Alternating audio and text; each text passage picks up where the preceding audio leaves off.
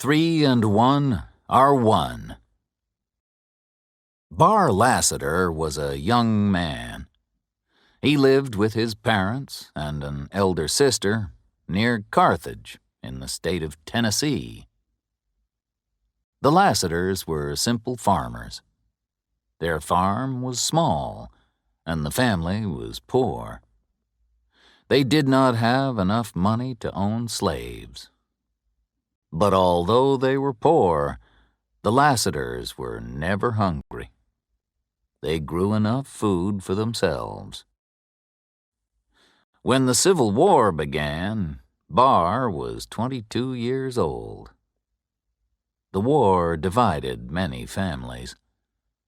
Children disagreed with their parents and grandparents. Nieces and nephews disagreed with their uncles and aunts.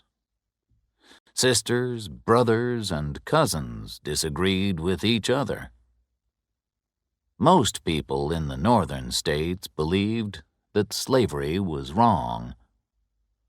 Many Southerners had owned slaves for many years. They did not want the government in the North to tell them what to do.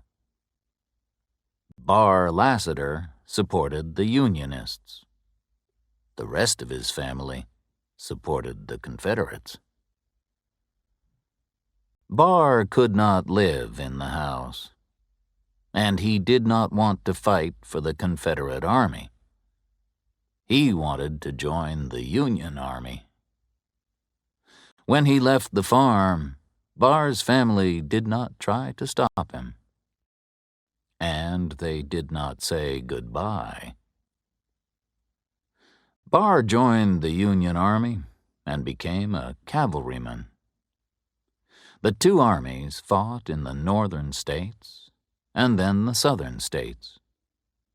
Barr did not return to Carthage for 2 years. That part of Tennessee had first been controlled by the Union Army. Then it was controlled by the Confederate Army. Now, the Unionists were in control again. Many farms and plantations in the South were destroyed. A terrible battle had been fought near Carthage. Many men from both armies had been killed. Barr spoke to his commanding officer. "Sir, my home is near here," he said. "I want to see my family. May I visit them?" "You can have 2 days' leave," the officer replied. Barr Lassiter walked across the fields near Carthage toward his home. It was late in the afternoon when the young man reached his family's farm. The shadows were becoming longer and darker. Before he reached the farmhouse, the sun had set. "Will my family welcome me?" he asked himself. "I've been away for 2 years. Have they changed their minds about the war? War changes many things. I've seen and done many terrible things. I'm only 24, but I feel like an old man." The moon was now shining in the dark sky. Barr walked up to his home. No lights shone from the windows, and the door was wide open. Suddenly, a man came out of the house. "Father!" the young man called out. "Father!" The man looked at his son, but said nothing. He turned around and went back into the house. Barr was very disappointed. He was not welcome in his own home. But he entered the house and went into the kitchen. His mother was sitting by the fireplace. No fire was lit, and no food was cooking. The fireplace was filled with cold black ash.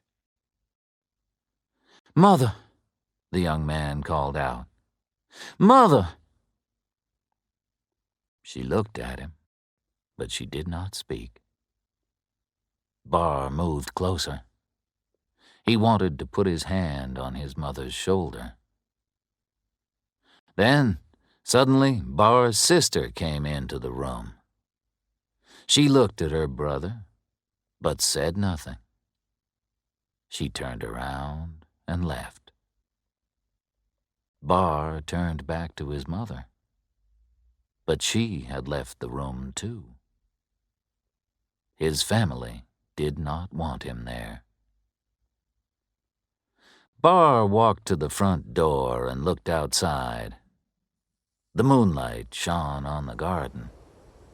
The long grass moved slowly backward and forward. It looked as if it was moving underwater. The wind blew, and the trees and their black shadows moved. It was a sad and strange scene. Barr felt tears on his face. He walked back to the army camp. Barr was tired when he awoke the next day. He had not slept well. He had dreamed strange dreams. "Did I walk home?" he asked himself. "Or did I dream about my walk to Carthage? Did my family turn away from me? I'm not sure. I must go back to the farm." He had not walked far when he met his friend, Bushrod Albro. Barr had known Bushrod for many years. They had attended the same school. "I'm going home," said the cavalryman. "I'm going to visit my family." Bushrod looked quickly at Barr, but said nothing. Barr did not notice his friend's silence. He continued talking. "I know that my family haven't changed their minds," he said, "but—" "There have been changes," Bushrod said. "I'll go with you. We can talk as we go." Bushrod did not talk on the journey. He was silent until they reached the farm. Instead of a farmhouse, the two friends found only broken walls that had been burned by fire. All the doors, windows, and furniture had burned. They had become black ash. Barr stared in astonishment. "I didn't know how to tell you the truth," said Bushrod. "A year ago, there was a battle here. Your house was hit by Yankee shells. There was a fire." "And my family, where are they?" "They're in heaven, I hope," replied Bushrod. "They were all killed when the house was destroyed."